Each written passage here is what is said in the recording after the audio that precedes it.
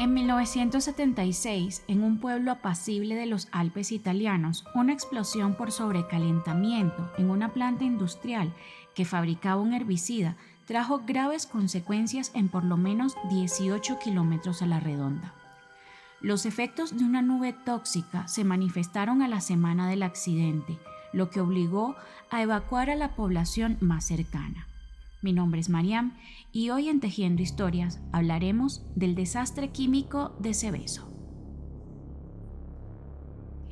Un reactor, temperaturas extremas, falta de control, paradas técnicas, demoras en las comunicaciones, accidente industrial.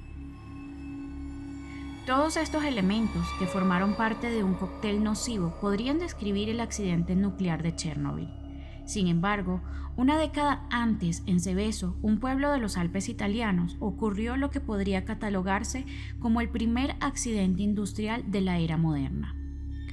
Una explosión por sobrecalentamiento en una planta industrial que fabricaba un herbicida generó el escape de dioxinas, compuestos tóxicos persistentes, peligrosos para la salud y el ambiente, que formaron con el correr de los días una nube tóxica que se extendió a 18 kilómetros a la redonda. El accidente tuvo tal magnitud que fue catalogado como uno de los 10 desastres industriales más graves de la historia, lo que representó un antes y un después para la legislación ambiental europea. Aunque la explosión causada por un error humano ocurrió el 10 de julio, las evacuaciones comenzaron 2 semanas después, además de la orden de restricción de ingreso al área más afectada, conocida como Zona A. Sin embargo, con el pasar de los días fue necesario ampliar la zona restringida a medida que aparecían efectos en los pobladores. La situación se hizo más evidente debido a la muerte de muchos animales de granja y silvestres y a los primeros casos de cloracné.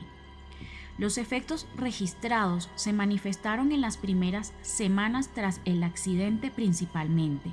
Aunque no se registraron fallecimientos, se detectaron 193 casos de cloracné, 15 de ellos muy graves, neuropatías y algunos problemas enzimáticos reversibles que no dejaron secuelas.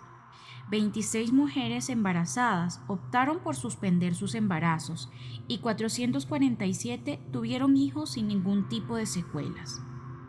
Hasta 1978 se sacrificaron más de 80.000 animales de granja para evitar que la dioxina entrara en la cadena trófica.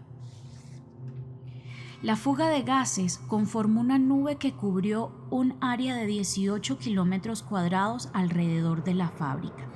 La nube contenía una sustancia llamada TCDD. Aún hoy, el compuesto es considerado una de las toxinas más letales que se conocen. 6 millonésimas de gramos de TCDD, apenas un punto de polvo en una cucharita, alcanzan para exterminar a una rata. Es este agente contaminante un componente del gas naranja, aquel químico defoliante que Estados Unidos usó en la guerra de Vietnam. Seveso fue una de las localidades afectadas, pero no la única. Los directivos de Roche, propietaria de la empresa, afirmaron en su defensa que el efecto que produjo la catástrofe de Seveso fue el recalentamiento en el interior del tanque de triclorofenol y que era imprevisible por aquel entonces, cuando apenas se conocían las reacciones accidentales de este producto intermedio. Esta excusa constituyó la base de su defensa ante las autoridades civiles y los tribunales de justicia italianos. Sin embargo, otros especialistas argumentan que sí existía una literatura científica entre 1971 y 1974 en la que se incluirían las descripciones de otros accidentes con triclorofenol, siendo el más importante el de Missouri en Estados Unidos a principios de los 70. Tras el juicio, la farmacéutica suiza tuvo que pagar unos 300 millones de francos suizos. Solo 2 empleados fueron condenados a 5 y 2 años de prisión condicional como responsables del accidente.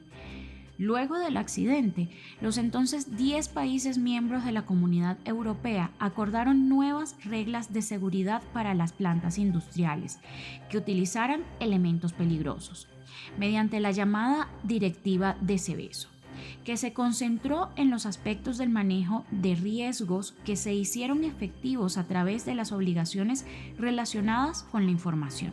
Aquí es donde se ve reflejada la influencia directa del acontecimiento, pues se le considera un desastre de información. La cuestión que se destacó a partir de la experiencia del accidente fue la de la falta de información necesaria para que la población afectada y las autoridades responsables pudieran actuar oportunamente después del accidente.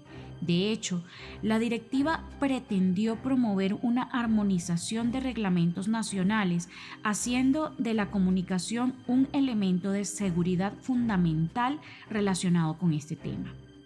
Los trabajos de descontaminación se prolongaron por años.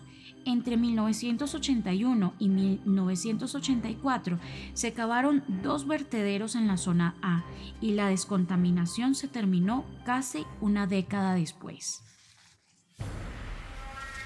Los residuos de la limpieza de la planta eran una mezcla de ropa de protección y residuos químicos de la planta. Estos residuos se empacaron en bidones diseñados para el almacenamiento de residuos nucleares. Se acordó que los residuos se eliminarían de manera legal. Para ello, en la primavera de 1982 se contrató una empresa para que eliminara los productos químicos contaminados de la zona A. Más de 9 años después de la catástrofe, el grupo Roche emitió un comunicado público en el que informaba que todos los residuos tóxicos, que consistían en 42 barriles, habían sido incinerados en Suiza. En 1984 comenzaron los trabajos para reforestar la zona A, transformándola en un parque urbano, el Bosque de los Robles. En 2004 se inauguró la Ruta de la Memoria en el Bosque de los Robles, con 11 paneles que cuentan la historia del desastre y el origen del bosque. Se trata del resultado de un trabajo complejo de escritura colectiva por parte de la comunidad afectada para la memoria del desastre. ¿Y alguno de ustedes vive cerca de alguna zona industrial? De ser así, en caso de alguna emergencia, ¿saben cómo manejarlo? Déjenme sus opiniones en los comentarios, yo como siempre los estaré leyendo. Les muestro el resultado final de este proyecto tejido. Recuerden seguir, compartir y darle amor a este trabajo. Mi nombre es Mariam y esto fue Tejiendo Historias. Hasta la próxima.